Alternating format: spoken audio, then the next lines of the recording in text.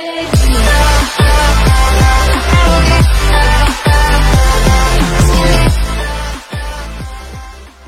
what's going on guys? JS Cards here coming at you with the Yu-Gi-Oh! Deck profile. And today we are going to go over my Noble Knight deck. I thought I would profile this and build it and test it out, especially with all the hype, with all the Infernoble Knights that are coming out. They're getting like a new archetype and new support for Noble Knights, and they look very powerful, really cool. So I thought I'd get this deck ready to go, so hopefully whenever those new cards come out, I'll just have to try to pick those up.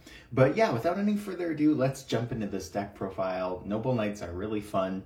Not as expensive as they used to be back in the day too, which is kind of nice. And it's just a fun deck, so let's jump into it. Alright, so starting off with the monsters, I play 3 copies of Madrat. He's treated as a level 4 normal monster when he's on the field, but if you equip him with one of the Noble Arms spell cards, he gains the effect that he becomes a dark monster. His level goes up by 1, and once per turn, if you control no other monsters on the field, you can special summon a Noble Knight monster from your deck. So he's really great. He's pretty powerful, and that special summon effect is really good. Then I play 3 copies of Noble Knight's Brothers. When he's normal summoned, you can special summon up to 2 other Noble Knight monsters from your hand, so he's really good. Also, once per turn, you can target 3 Noble Knights or Noble Arms cards in your graveyard, shuffle them back into the deck, and then draw a card. So he's great for that recyclability, and he's got a pretty big defense of 2400, and he's a level 4, so that's pretty nice as well. Then I play 3 copies of Noble Knight Custonin. Custonin is really good. If you control a Noble Arms spell, you can special summon him from your hand. And then if you use him as a link material or exceed or even a synchro, he gives the effect to that monster that you can basically special summon another Noble Knight. So he's really good. Next up, I play 2 copies of Normal Knight Gwaine. If you control a light normal monster, you can special summon him from your hand. So your Madrat counts as one of those. I believe your Boars does. So there are cards in here that are treated as normal light monsters. So basically you want to get out as many of your knights as possible, and then, you know, eventually go into your Artorigus, your exceed monster, like your boss monster, and then equip all of the powerful spells to him and just kind of protect him and get your other warriors out. So it's a fun deck. I remember back in the day it was like way more popular, but it's still really good. I also played 2 copies of Noble Knight Yvain, or Yvain, I'm not exactly sure on some of these names, my apologies. If you equip a Noble Arms card to Yvain, he lets you summon out a token. On top of that, if he's equipped with one of the swords, all of your other Noble Knight cards gain 500 attack. For the one-ofs, I play the one Dristan. Every time you equip him with one of the Noble Arms cards, you can pop a card. 1 copy of Boars. It's similar to your Madrat. It is a level 4 normal monster until you equip it with something, and then it becomes a level 5 dark. On top of that though, instead of the special summoning effect, you can reveal 3 of the Noble Arms from your deck, and then your opponent randomly selects one that you can add to your hand. The others go to the graveyard. 1 copy of Ektar. This card's good. You can banish 2 Noble Knights from your graveyard to special summon him, and if you use him as material for a synchro or an exceed Noble Knight monster, your opponent can't activate effects or really stop the summon, which is really nice.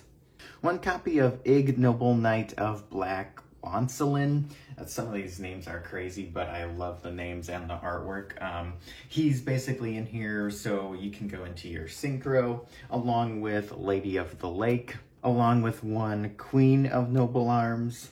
Then I do play for the last monster 2 copies of Morgan, the Enchantress of Avalon. This card's great because it negates effects. So if you control a Noble Knight and a Noble Arms card and your opponent activates an effect, you can discard Morgan from your hand to negate the activation. So that's it for the monsters. Let's move on to the spells. Alright, for the spells, I play 3 copies of Heritage of the Chalice. This card is amazing.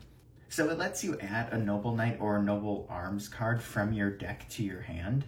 And also, if Chalice is in your graveyard and then a Noble Knight monster that's equipped with a Noble Arms card is destroyed, you can add Chalice from the graveyard back into your hand.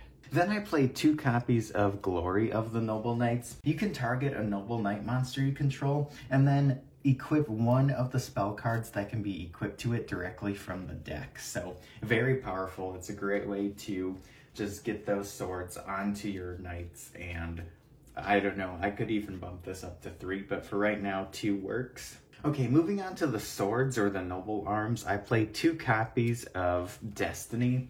Once per turn, whatever card this is equipped to, the monster cannot be destroyed by battle or card effects.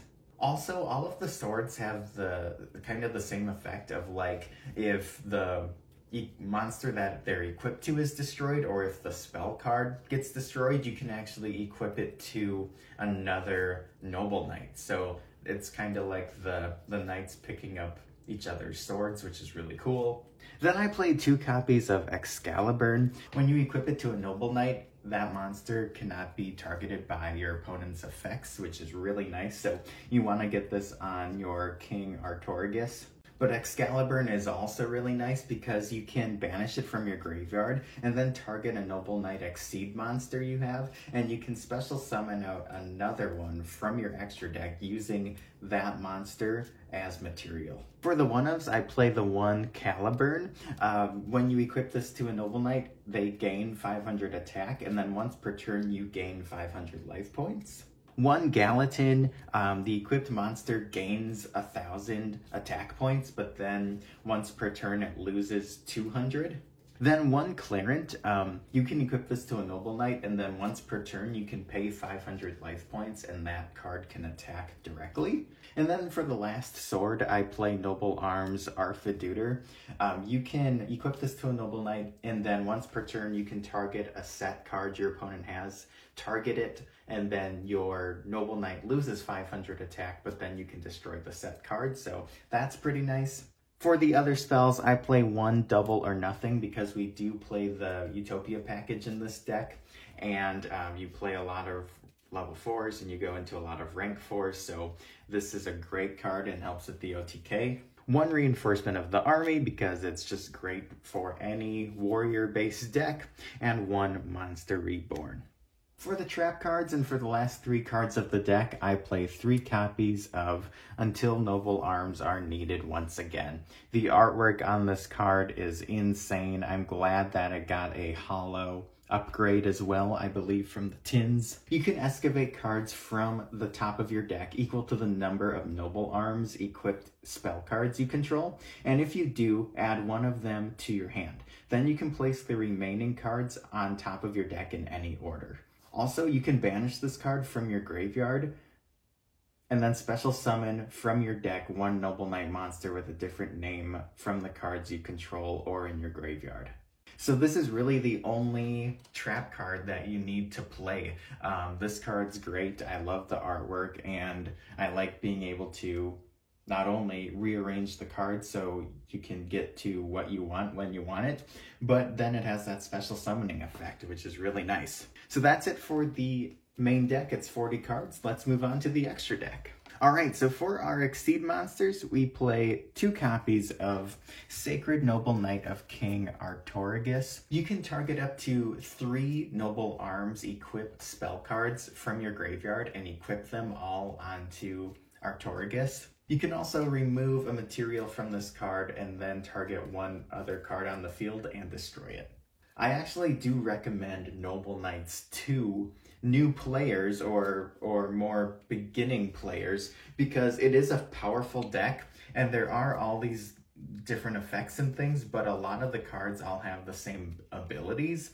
And not only that, the artwork's cool. It's very powerful. It's not the most competitive, but you can definitely win with it.